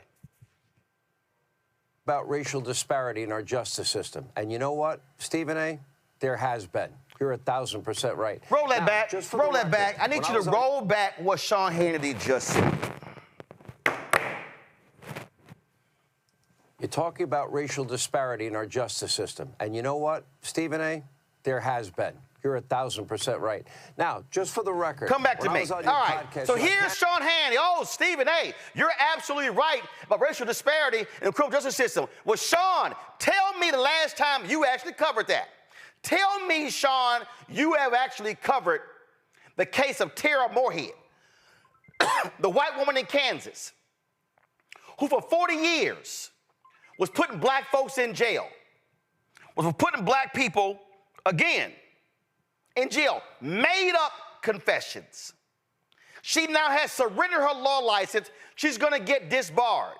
Show me how many times you, Sean Hannity, have covered these cases of black men being shot by cops. Show me, Sean Hannity, how many times on your show you have fought for black men who were incarcerated in prison and wrongfully convicted, and some of them still not being paid. Show me, Sean Hannity, where you and Fox News covered the black man in St. Louis who, as an undercover cop, was beaten by other cops, and earlier this week was awarded $27.5 million. Don't you sit your punk ass up there and go, oh yeah, Stephen A., you're right. There is bias in the criminal justice system when your sorry ass never talks about it and never covers it. In fact, you denigrate black people on a regular basis on the network. But no, you only said that because Stephen A. was supporting your position that the trials against Trump are him being persecuted when he's actually being prosecuted. But what I'm not going to do is let Sean Hannity even remotely get away with that when you have never seen them cover these cases. We do this every single day, and I can guarantee you're never going to see Sean Hannity on a consistent basis speaking against the criminal justice system. Because, oh, matter of fact, play it again for the folk who didn't hear it. Just run it back one more time. You're talking about racial disparity in our justice system. And you know what, Stephen A., there has been. You're 1,000% right. Now, just for the record. Here we go. All right, Sean. Like, well, then you tell me, Sean, how many times have you covered black folks being beaten by jailers and by wardens in prisons? You tell me how many times have you covered these sorry, stank, nasty, decrepit prisons in Mississippi and Alabama and in Texas? You tell me how many times have you covered these cases? You tell me, have you covered the case we did earlier of the brother who was shot and killed in Minneapolis, and the family filed a federal lawsuit. Tell me, have you covered the case of the brother who was shot in Alabama we covered the other day? Tell me, Sean Hannity, how many times did you do stories on the goon squad who beat 2 black men, sexually assaulted them in Mississippi, and those 6 cops have been convicted on state and federal charges? Don't you dare sit there and pimp black people with that throwaway comment when you know damn well you do not, nor have you ever, Sean Hannity, stood with black people fighting racism, fighting what's happening in the criminal justice system. And Stephen A., you should have corrected him. You should have challenged him. Y'all, if I was on Stephen A.'s show, and I've been on many times, and Stephen A.'s supporter of this show, and I can call him and text him, but his facts were wrong. The data was wrong. And we have an obligation, I don't care whose show we do, whether it's ours or somebody else's, to present truth, to present facts. And the reality is, black folks ain't caping for Donald Trump or feeling for Donald Trump, thinking he's been persecuted. Donald Trump is a rich white man who has never, ever, ever been held accountable for his actions. That man started his career on racism. They used to mark C at the top of applications, and that's why the Department of Housing and Urban Development sued them for racial discrimination. That is a fact. Donald Trump was running around talking about illegal immigrants. And who do you think was working in his estates in New Jersey and in Florida? See, I'm going to call it what it is. And we're going to speak factually about this. Let me be absolutely clear. Above the Supreme Court, equal justice under law. But we know, because we can see it our own black eyes, that Donald Trump don't identify with any black person whatsoever. Because I dare anybody to put Donald Trump on a stage with that brother out of North Carolina who was in prison for almost 30 years. Put him on stage with black men who were on death row, who never did it. Please, by all means, I can't wait to see Sean Hannity invite Stephen A. Smith back, and invite Michael Harris, because he has a long thread on Twitter about it. But talk about Tara Moorhead in Kansas City. Oh, I can't wait to see a full week of coverage on Sean Hannity's show about discrimination and racism in the criminal justice system. It's one thing I will not do is hold my damn breath. Because if I do, I ain't gonna be here on Monday. I'm gonna go to a break, and I know Cameron and Michael got some thoughts. You're watching Roland Martin Unfiltered on the Black Star Network. Fanbase is pioneering a new era of social media for the creator economy. This next generation social media app with over 600,000 users is raising $17 million, and now is your chance to invest. For details on how to invest, visit startengine.com/fanbase or scan the QR code. Another way we're giving you the freedom to be you without limits. Hatred on the streets, a horrific scene, a white nationalist rally that descended into deadly violence. White people are losing their damn minds. As an angry pro-Trump mob storms the U.S. Capitol, we've seen shootings. We're about to see the rise of what I call white minority resistance. We have seen white folks in this country who simply cannot tolerate black folks voting. I think what we're seeing is the inevitable result of violent denial. This is part of American history. Every time that people of color have made progress, whether real or symbolic, there has been what Carol Anderson Anderson at Emory University calls white rage as a backlash. This is the rise of the Proud Boys and the Boogaloo Boys. America, there's going to be more of this. Here's all the Proud Boys, guys. This country is getting increasingly racist in its behaviors and its attitudes because of the fear of white people. The fear that they're taking our jobs, they're taking our resources, they're taking our women. This is white fear.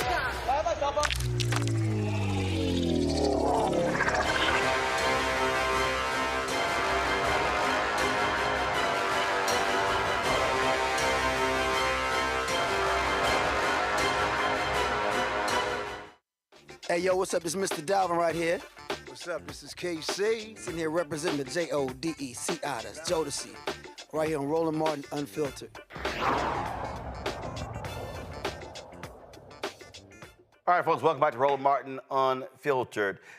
Let me be real clear. I'm very clear, Michael. We all can disagree. We all can, and the fact of the matter is, you can say Trump being persecuted, I can say he's being prosecuted, but the fact of the matter is, the things that Donald Trump, especially the case, let's just deal with the case that he's on right now. It's hard to say it's a junk case when his own lawyer has already pled guilty to it. It's not like he's been targeted and Michael Cohen wasn't. He is. Right. Well, not only that, when Michael Cohen was in prison, when Trump was in office and Attorney General William Barr was, when William Barr was Attorney General, Michael Cohen was persecuted also by the Trump Department of Justice as well. But Michael Cohen... Oh, no. I don't want you to speed past that. Okay. Let's say that again. Donald Trump's attorney was prosecuted by Donald Trump's Department of Justice for the exact same charges that Donald Trump is on trial for in New York City by Manhattan DA Alvin Bragg. Alvin Bragg, yeah. But then also while he was in prison, he was also persecuted by Donald Trump's Department of Justice as well, okay? So Michael Cohen spilled the beans in the House of Representatives hearing where he talked about Donald Trump inflating the value of properties when it came time to get loans and devaluing the value of those properties, deflating the value of those properties when it came time to pay taxes. But so I watched part of that segment that Stephen A. Smith did on Sean Hannity's show on white nationalist TV known as Fox News. First of all, I noticed in that whole segment, Stephen A. Smith didn't talk about Donald Trump trying to overthrow the government January 6, 2021, sending domestic terrorists to the U.S. Capitol to interrupt a constitutionally mandated bicameral session. Here's the deal, though. That wasn't the topic. The topic was about him believing that Trump is being persecuted with these sham trials and his Democrats getting back at Trump. See, here's my whole point. I want to stay on facts. I just want to stay right there. See, it's like I want to stay in the pocket. Yeah, but there's a special counsel. But Jack Smith is prosecuting Donald Trump now. Right. That's part of the case with Jack Smith. Okay. And wait. And this is based upon. Let's be real clear. This is based upon law, based upon facts, based upon allegations. So again, if you did not lead the insurrection, if you did not make the statements you made, and if you didn't, roll because Stephen A. mentioned impeachment. If you did not do any of those things, you wouldn't have gotten impeached. And if we want to, and again, guess what? If we want to pull it up, Mitch McConnell said on the floor of the Senate, I hold Donald Trump responsible for his actions on January 6th. That's also why he's going on trial. So to call it persecution when it's based upon shit you did, no, you did it. I can't sit. If I sat here and went outside on 16th and K, matter of fact, if I walked 2 blocks and walked to the White House and punched a Secret Service man in his face, they're gonna arrest my black ass, charge my black ass, indict my black ass and convict my black ass, and what would I sound like saying? I'm being persecuted, and Donald Trump, do you identify with me? I'm being persecuted like you. He gonna sit there and say, hell no, lock his black ass up. Yeah, well, yeah. So one of the points I want to make here is Donald Trump was trying to invalidate the votes of 16.9 million black people, the same people who Stephen A. Smith is trying to say identify with Donald Trump because he's being persecuted. Donald Trump in Georgia, Donald Trump put the lives of Shay Moss and Ruby Freeman in danger because of lies he was telling. Right. When we look at those black women had to leave their house. Those black women had to leave. And they have won a judgment against Rudy Giuliani, who still lies on them. Again, $145 million. You can't say somebody's being persecuted when they on tape doing it. He on tape. Yeah. He was tried and convicted by a judge for defaming E. Jean Carroll. You know what his ass did? Went out, defamed her again. You know what she did? Went back to court, won another judgment. You can't say he's being persecuted when he did it. But you look at the New York City civil trial, $454 million judgment for overinflating the value of properties and committing fraud against banks. No black person in America could get away with something like that and not go to prison. So these black people that Stephen A. Smith is talking about, that identify with Trump, where are they? Candace Owens. Yeah, Candace Owens. And guess what? Even on that, Cameron, there's no data. I actually asked Cornell Belcher, posed with Brilliant Strategies.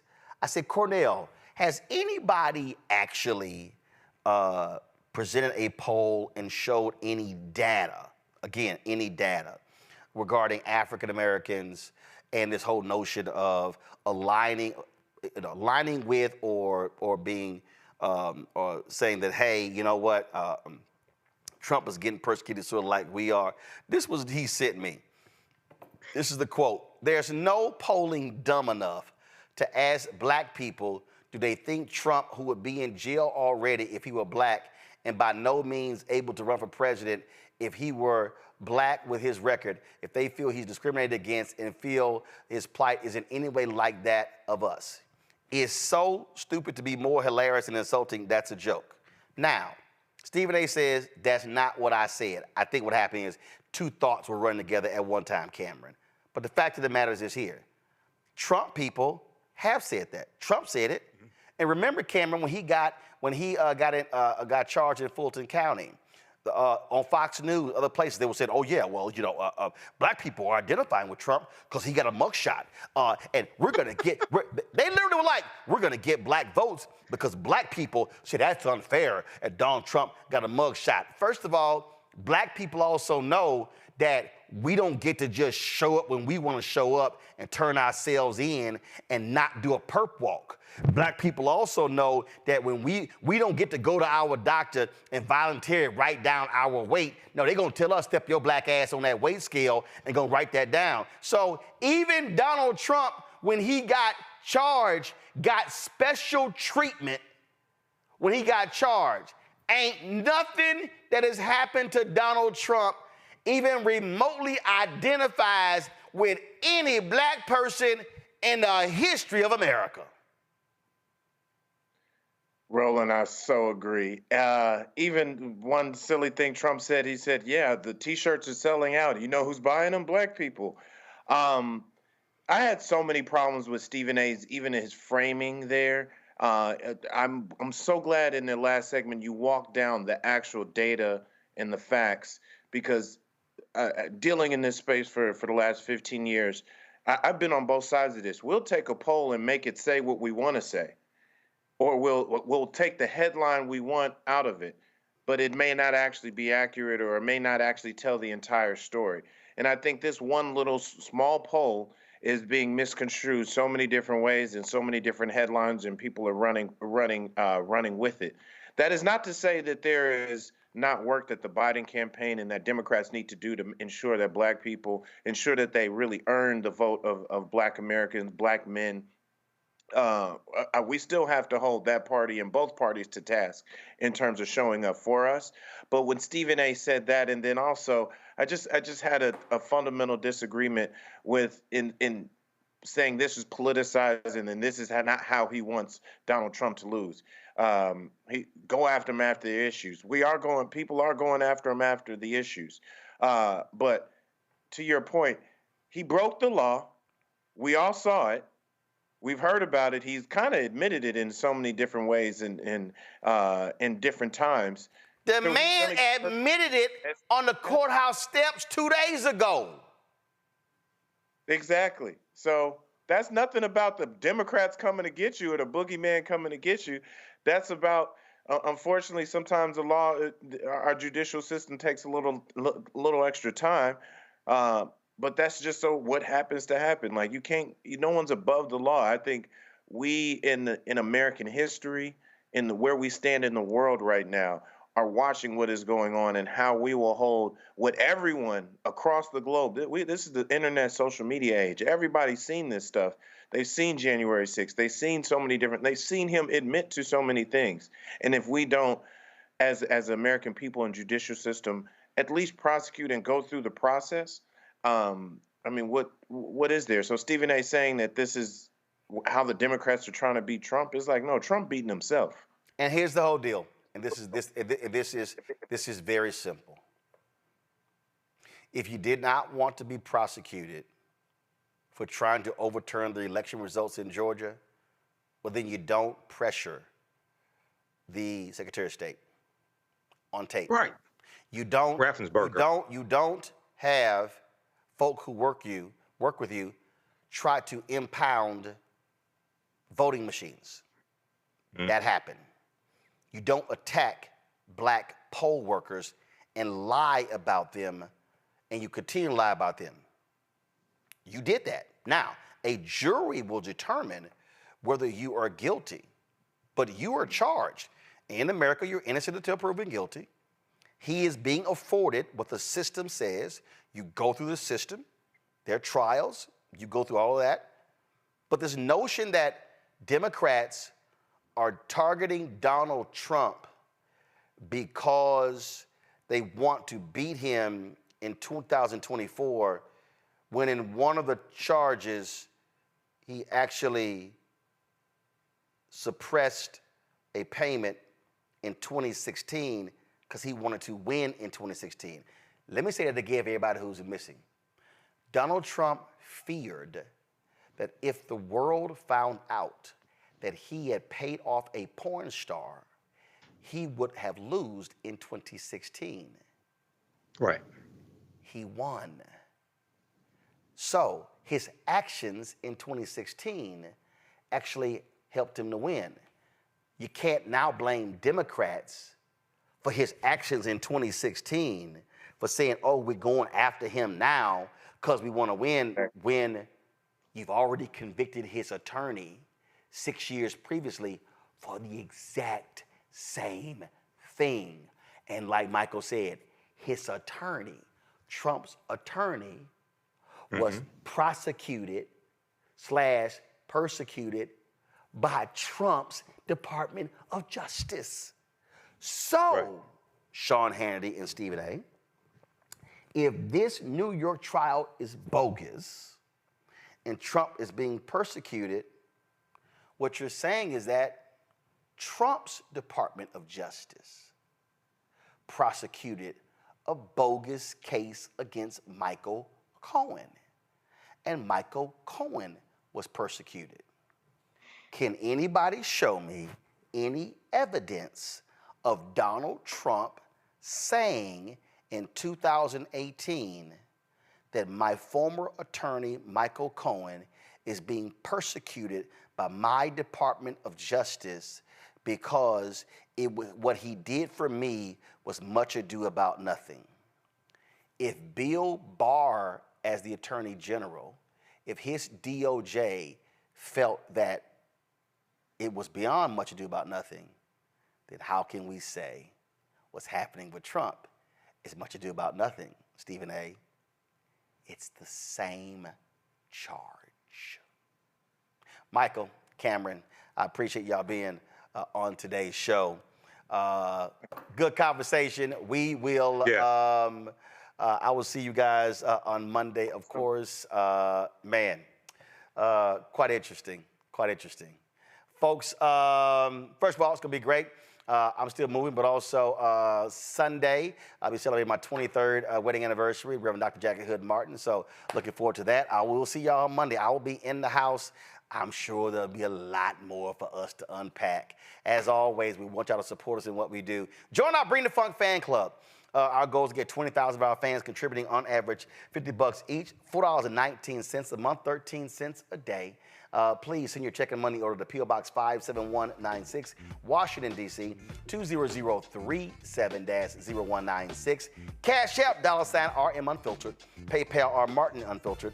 Venmo is RM Unfiltered. Zelle, Roland at RolandSMartin.com, Roland at RolandMartinUnfiltered.com. Download the Black Star Network app. Apple phone, Android phone, Apple TV, Android TV, Roku, Amazon Fire TV, Xbox One, Samsung Smart TV. And of course, be sure to get a copy of my book, White Fear, How the Browning of America is Making White Folks Lose Their Minds. Folks, I'll see y'all on Monday. Holla!